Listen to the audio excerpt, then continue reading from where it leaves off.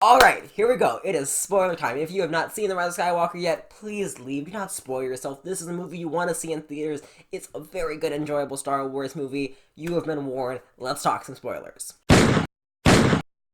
This video is going to be a lot more laid back. I'm just going to talk about what comes to my mind, what I liked about the movie, what I didn't like, in deep spoilers. So once again, you have been warned.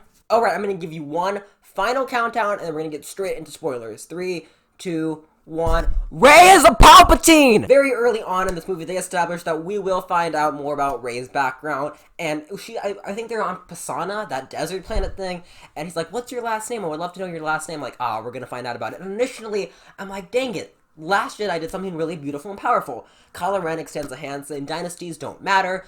Join me, Rey, come on, we can do this together. And it's just kind of like, you're not special, but you know what, you could be special. I like that. Initially, I was like, dang it, okay, this might be a problem, but I think I do like it. I like it. Rey is a Palpatine. It's interesting. It's fun. It feels really like fan fiction-y in a way that I like. I can enjoy this one. I can dig this one because Kylo wasn't lying. So I'm not sure the mother I'm not sure if Palpatine had a wife, who the mother is, because Rey's father is a Palpatine, the son of Palpatine, which that's interesting right there. I wish they went into a little more detail. I'm sure we're gonna get a book. So that was interesting right there. And then he had a child with another woman who is Rey. So Rey is the grandchild of Palpatine. Later in the movie, he calls her Empress Palpatine. That was epic. In The Last Jedi, Kylo never lied. Her parents were nobody. And I believe, correct me if I'm wrong in the comments, I believe he says, I was telling the truth, they were no ones, but you know the full story. Palpatine sent them to kill you because the ship that you guys are on right now was also used by this Jedi hunter who sent out to kill your parents because Rey, you're a Palpatine. Oh, the first time, this was so cool. She shoots Force lightning from her fingertips, and as soon as that moment, I can't believe the theater didn't react, at least my theater didn't react. I lost my mind. I'm all, oh my god, she's a Palpatine. Theater didn't react, which is disappointing, so I'm just there, like, freaking out in my chair, like, oh my god, it's happening, she's a Palpatine. Like I said, initially, I'm like, she's a Palpatine, that's random. I think Rian Johnson was trying to do something a little more deep and interesting. But like I said, playing out, it's cool. It's cool that at the end of the movie, she calls herself a Skywalker, which some people are very dumbly criticizing. She's not a Skywalker. She's a Palpatine. Yeah, we got the point. Skywalker, like I said, like I made many prediction videos, it's almost becoming the new Jedi. We're going to talk about more about her lightsaber and that stuff in a second because, oh my god, her lightsaber is yellow! My brain is so scattered right now because there's so much to talk about in this review, or in this spoiler talk. Lightsaber is yellow. Talk about that later. But when she says, I'm a Skywalker, I thought that was cool because even though she's from this evil heritage, but she kills her grandfather, which is epic. I had problems with the final battle, though. He died like Voldemort, and I hate the way Voldemort dies in Deathly Hallows Part 2. The movies, the book, does it so much better.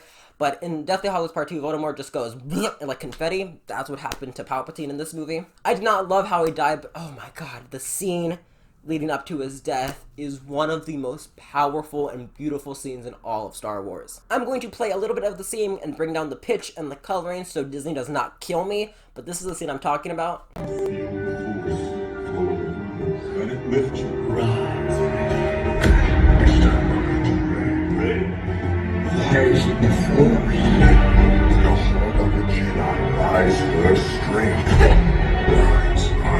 When she reaches out to the Jedi, it is such a good scene, man. It was so good. It's just, it warmed my heart. I loved that scene. Man, my points are so scattered right now, but my main point is that initially, I thought that her being nobody was kind of cool.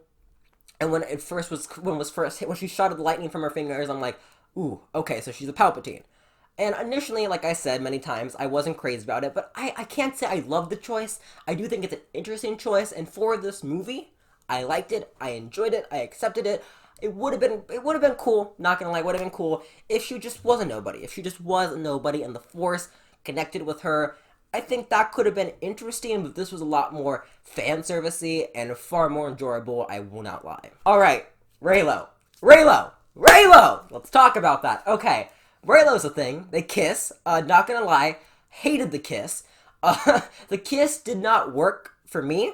I support Reylo. I think the idea of Reylo, yin and yang, finding finding common ground with your enemy. I love that. I love that idea.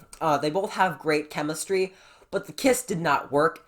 It just felt like, oh, you're attractive too. Let's kiss. I did not like the kiss. I just felt it was very random for that moment. I think if Kylo died in her arms, I think that would have been better. The kiss wasn't necessary in my opinion. Initially, I thought it would be really cool if Rey just died. I thought that could have been really heroic, but I'm so happy that they gave her that one final scene where she goes back to Tatooine and buries the lightsabers.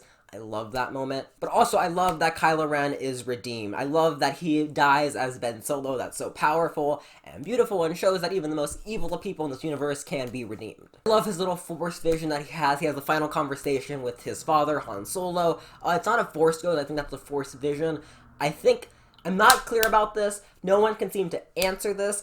But I think Leia did that because when she died, he was like healed. Weird stuff there. I gotta look more into that, but somehow Han is there, I think, maybe due to Leia, maybe a Force vision because the evil was coming out of his heart, so he's becoming a little more good, and that was the final turn. I love when he just chucks his lightsaber, saying, I don't need this anymore.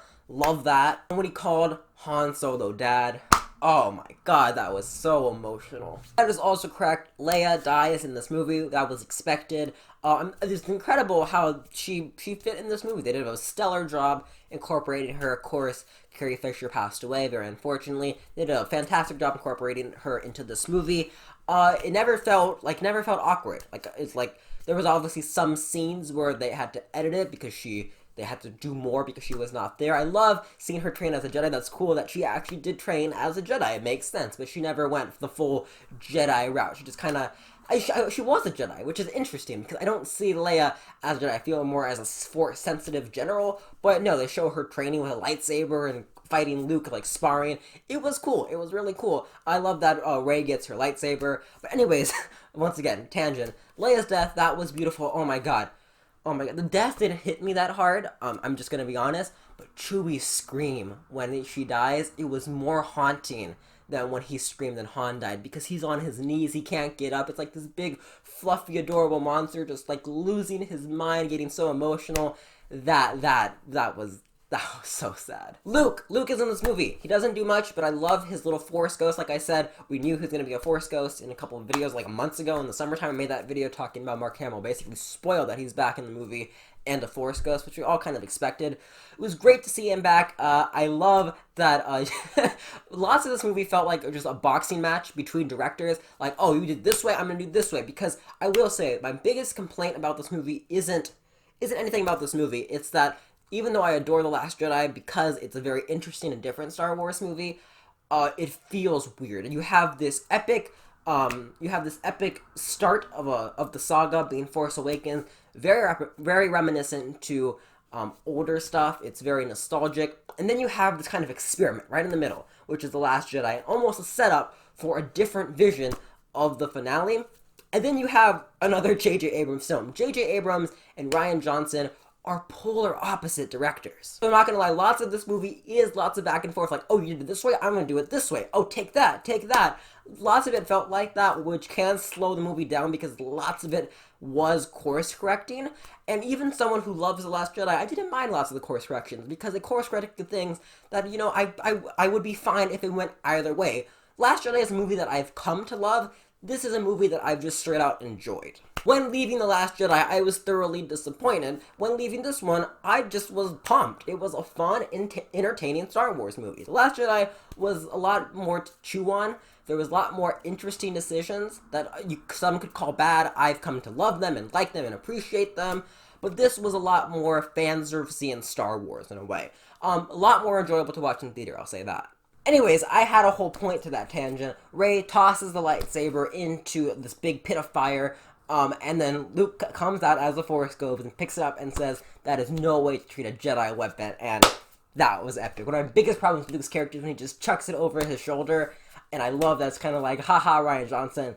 In that regards, that was a terrible decision. Like I said, I really appreciate The Last Jedi, but some things about The Last Jedi did not work for me. That scene included when he tossed his lightsaber behind his back. And on Octu, he lifts the X-Fighter out of the water. That was an epic callback to Empire Strikes Back. And here we get the motivational speech where Rey kind of comes to grip with her identity. Yes, I'm Palpatine, but I can change that name. And then goes off to, I forget the name of the planet, I forget what it's called, I'll put the name of it on the screen. She goes to the planet to fight Palpatine, and just seeing Luke there talking with Rey was an epic scene. Exegol. That's the name of the planet where Palpatine is. Okay, now let's talk about the actual plot. That might be important to cover in a spoiler review. The plot is pretty simple. Like I mentioned in my non-spoiler review, this is a MacGuffin story. The main trio has to go find a Sith Wavefinder, I think that's what it's called, for the planet. Like I mentioned, Exegol, well, that's what Palpatine is. That's the whole story. From there, they go to planet, finding different characters and people, trying to find this MacGuffin of the story. Plot's pretty basic, plot's pretty enjoyable. The plot isn't like anything mind-blowing. We've seen it a bunch of times in video games, movies, shows, cartoons, you name it, we have seen this plot. But the little thing that they do in here is fun. The jokes, the action, of course, all the stuff with the characters, Kylo, Rey, all of that is fun. One thing about this movie was 3PO. I just think it's silly how he loses his memory, then he gets it back. I think that was just kind of silly. Kind of how R2 just suddenly wakes up in The Force Awakens. I thought this was just kind of silly and just kind of like, whatever. Okay, let's talk about Palpatine. Palpatine is by far my biggest problem with this movie. Him being here, I don't love. I think it's cool. They never give us a solid explanation why he's here. One Resistance guy says cloning and followers have been trying to bring him back for ages, and now he's here. Okay. It doesn't feel solid. It feels kind of like an afterthought. I think Abrams really wanted to do something with Snoke.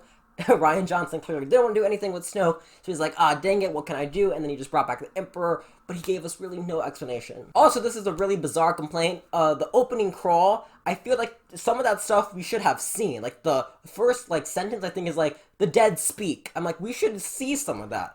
Like, the opening scene is just Kylo Ren finding a Sith Wavefinder and then going to Palpatine. I feel like we should have had a little bit more setup before we saw that, because the opening crawl, if you miss it, you might be a little confused, and I feel like the opening crawl shouldn't be that integral. Like, there's literal bullet points that could have easily been shown on screen that wasn't, so I found that a little peculiar, a little lazy. See, once again, that kind of just goes from overall point. My little problems with this movie aren't anything like, oh, I hated that. Even with The Last Jedi, the reason I can totally understand why if you hate The Last Jedi, I can understand if you hate what they did with Luke's character. I understand that, but nothing in this movie can get me angry. Like, I heard some people talking about, it's so dumb how he fixed his helmet, and it sounds different from this movie from Force Awakens. If that truly gets you angry, okay, go ahead. If you're really upset that how they repaired Kylo Ren's mask, if that gets you so upset, then that's fine. But for me, those little stuff aren't enough to get me upset, because overall, like I said a billion times, I enjoyed this movie. Like I was saying, I wish there was a more solid explanation of why Palpatine dies, because the reason he's back is still up in the air for debate and for theories.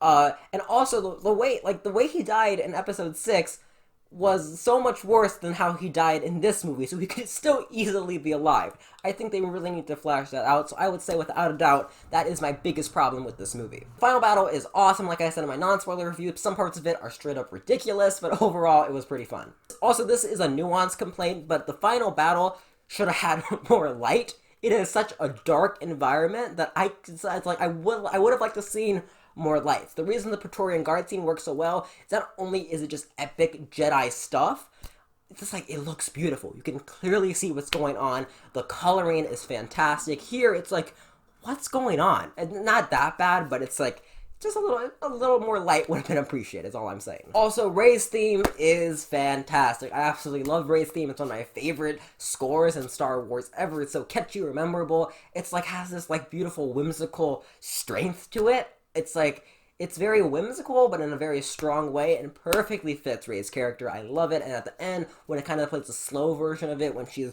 burying the lightsabers and igniting her yellow lightsaber, which I'll talk about right now, I just love Rey's theme. It's such a powerful theme. I love it. Like I mentioned, the last scene of this movie is incredible. When she slides down the hill, the little sand hill in Luke's home. It's a nice little callback to Force Awakens. I love that. It's so cute and adorable. And then when she ignites her lightsaber and it's yellow, that is awesome. I think yellow kind of means powerful and balanced. I might be wrong. I could throw up the official definition on the screen. It was such a cool moment. I just love that. It's so cool. And then when this villager lady or just kind of wanderer walks by and says, "We haven't had people in a while. Who are you?" And then she says, "Rey." And then we see the Force ghost of both Luke and Leia, which was just so beautiful to see. And she says, I'm Rey Skywalker. And like I said, it's not an actual, of course she's not an actual Skywalker, she is the Palpatine, but it's more symbolic than anything, and it was beautiful. And then the pan out, and then she's staring at the binary suns, just like Luke. My God, I loved that scene. As you can tell, I thoroughly enjoyed this movie. Like I said, I do have little nitpicks with this movie, but nothing to make me angry and go like, I hate this movie.